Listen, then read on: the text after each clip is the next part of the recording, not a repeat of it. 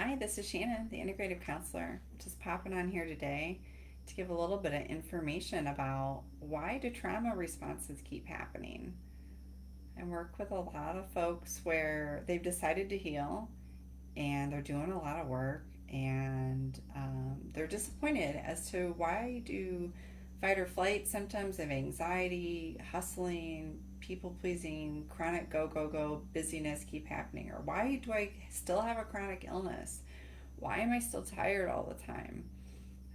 Why do I feel like I have to do something but I can't? Why why am I procrastinating? Why does these patterns keep showing up? One of the things that is happening as far as misinformation out there as is that trauma healing is now being sold as like a weekend course. And if you have significant trauma, childhood trauma, or multiple traumas, it's just simply not going to be solved in a weekend course. Other things that I'm seeing happening just through like social media and posts are that trauma responses are almost villainized. If you're stuck in freeze, here's a way to get out of it. And that message is not complete. It has some truth, but not enough truth. So, trauma responses are patterns of protection that have kept us alive and for a reason.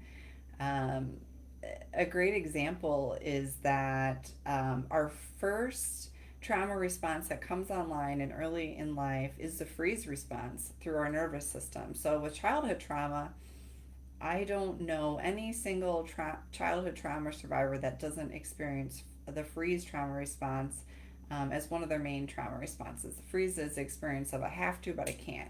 It can feel like anxiety and depression at the same time. And this is where mind, OCD, anxiety, depression, bipolar, PTSD kind of lives. And then also by way of the gut dysfunction, physical health symptoms, autoimmunity, fibromyalgia, chronic pain. That's a freeze. Okay, headaches, migraines, those types of things. All of that is trauma expressions. Uh, yeah, chronic pain. I just said that. So that freeze response is the earliest one that came online, and that protected you. Maybe you held your breath a lot growing up because it wasn't safe to move, say anything, blink, have an opinion, have an expression, whatever. And so, if you've lived through childhood trauma, I'm guessing that that's a couple decades of your life that your nervous system was completely dysregulated for your protection, for your survival. We couldn't be having the conversations today, or you'd be watching this video if your nervous system didn't protect you. The other thing that happens is that trauma heals or unthaws, especially a freeze, unthaws over time. And it's not a one time, well, I did this class or I got this information, I read this book, and now I know, and so why is this still happening? Well, it's still happening because likely you've spent decades within a trauma response, and it's the past playing out in the present. That's the nature of trauma. So you nervous system unconsciously responded to this incident one time to keep you alive, or many times with childhood trauma. There's many occasions of being terrified, being minimized, being abused, being scared, being having emotionally abused, neglectful. I don't think people really even understand the nature of childhood abuse and what all it involves. Um, and it is very encompassing. And then that may also play into intergenerational trauma. The abuser has been abused. Typically, those that are abusing have been abused and they're stuck in trauma responses. So we have to look at the family system. We have to look at the cultural system with historical trauma. We have cultures that were enslaved, endured horrific things. So black populations, the reason that they have high rates of heart diseases, diabetes, obesity, these are all trauma expressions of dysregulated nervous systems if we got really integrated into our research and really looked at allostatic load biomarkers. We would see that. And that has been validated, and that every trauma worker understands this, but our healthcare system doesn't really get it. And so when our healthcare system doesn't really get it, because only 17% of healthcare practitioners are trauma informed, we're kind of gaslighted a lot. In medical settings, even when going to see a therapist, trauma work is a specialty. And so most therapists are not trauma practitioners. And so a lot of times folks have engaged with a therapist and their trauma hasn't been recognized. Mine never was. I saw several therapists and it never was recognized. But now I can look at old pictures of myself and realize, oh, I'm in a freeze there. Wow. I'm contracting. You can see it. You can see it if you're very skilled. And so, um, yeah, so we unthaw over time and we come out of trauma responses over time. And so safety is I want to get rid of the word safety right now, because safety is a word that is foreign to a traumatized nervous system.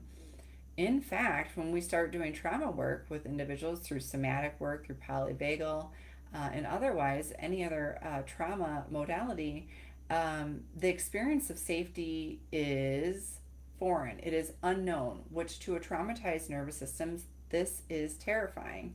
So, by someone staying in fight or flight long term, by always being with someone, by people pleasing, by overworking, by high performing, by OCD, checking capabilities, that is a nervous system stuck in an autonomic loop, keeping someone safe even long past the expiration date, because the nervous system still is it is coming into ease. And this is a process. This is a long-term process that has to be provided with wraparound supports. It's not even enough to do work with a trauma worker, because we need to also out in the community have safe relationships, safe employers, in order to come into the present moment of what is happening and to come into the felt sensation of the body, which can be very, very difficult for trauma survivors who have spent their life running or escaping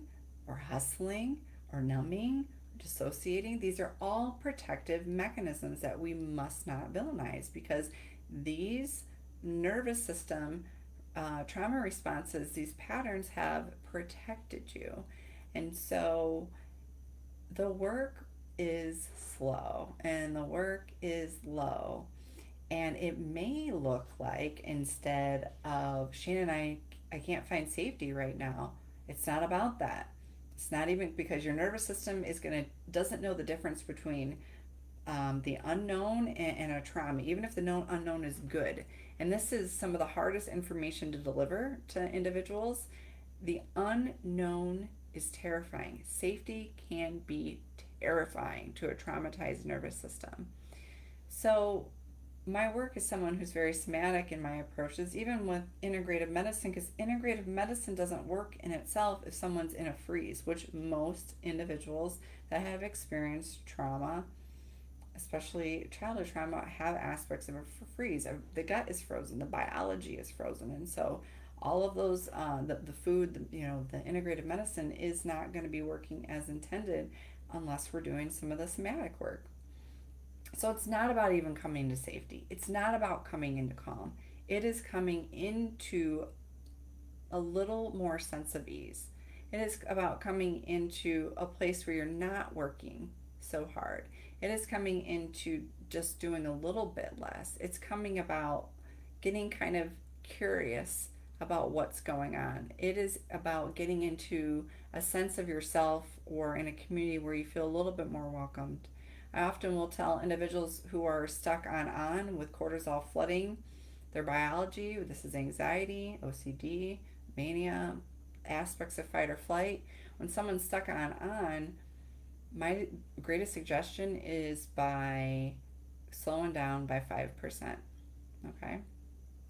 Slowing down by 5%. What would that be like? Just to slow down for 5%. I'm doing it right now. Okay? Slowing down. Feet on the ground, pushing into the ground. sometimes squeezes. That's great for freeze and flight, and it's great for dissociation, to come back into the body, pressing on the head, the feet on the ground, noticing my seat on the seat, coming into it slowly. And it's not about being calm. It's not about being regulated. You can have parts of yourself still dysregulated. You have parts of yourself and your nervous system that are, Sheena, I'm really unsure about all this. And that's part of the journey. It's part of the journey is um, someone has probably not known what safety feels like. So we have to change our language. Safety is a foreign concept. Being still is terrifying to a trauma survivor. Or for folks that are in more of a depression, more of a dorsal vagal state, coming into activation is just too much for the system because they're also stuck in another autonomic loop. There's two autonomic loops that we can get stuck in, and that other dorsal is like my system doesn't have enough energy to get stuck into going into mobilization without activation. Okay, so again, that's my job as a trauma worker, is to show someone how to get into gentle embodied movement without getting into that autonomic activation loop, because getting into that also is terrifying to a traumatized nervous system. I want to show a photo of this so that you do understand what I'm talking about. These autonomic loops. This is medicinal to have this information. There's so much misinformation out there. Uh, and a meme doesn't give enough detail as to what is going on. Just an online little boop. That's not enough. That's not enough to get into what we're talking about. So this is my screen is reversed. This is the autonomic loop between the ventral vagal and the sympathetic. So that feeling safe and feeling anxious, and then there's that other loop where we get into freeze too here because it's a blended state. So freeze, and then that dorsal, which is depression, those lower states. Okay, and so my job as a trauma worker is to help someone safely navigate their way back, okay, up the ladder. I'm using some polyvagal terms. We can use polyvagal within, it's the underlying principle of somatic experiencing, internal family systems, and any somatic body-based approach that is out there. So hopefully this video sheds some light as to why I can't be regulated all the time. Well, you spent 10 years, you spent 20 years. Your nervous system unthaws at its own pace, and we trust the body. The body leads us. That is our teacher. And so we're partnering with your body. Trauma happens to the body. So actually, when we're dissociated, it may be unsafe, especially with like things like sexual trauma, physical trauma. It may be too unsafe, and even people that have surgeries or fawn while having sex by people pleasing for the other person based on maybe their religion or whatever they were told that they had to do. And these are protective mechanisms, and you make sense, your body makes sense, your trauma responses make sense. We don't villainize them. We let them be our teachers, and we work with them, and we go really slow, we go really low. And it's about coming into a place where we're not working so hard. Okay, it's about coming into a little bit more sense of ease, coming into a little better choices that are serving our future self. It is operating from the best parts of ourselves and listening to those protective parts, and listening to the parts of our body where we're stuck, because there's wisdom there. And we don't have to remember our trauma to heal. We absolutely don't. None of my modalities require anyone to remember, disclose any of their trauma, because your body is talking to me. I'm seeing it in your face. I'm seeing it in how you hold your body, how you sit, how you talk, how you walk, your posture, your musculature, your diagnostics, your diagnoses, and it's non-pathological, our work together. And so if you're feeling a lot of shame, like I've been doing this work a long time, if you start shoulding on yourself, let's bring in some ventral vagal anchors of compassion and curiosity.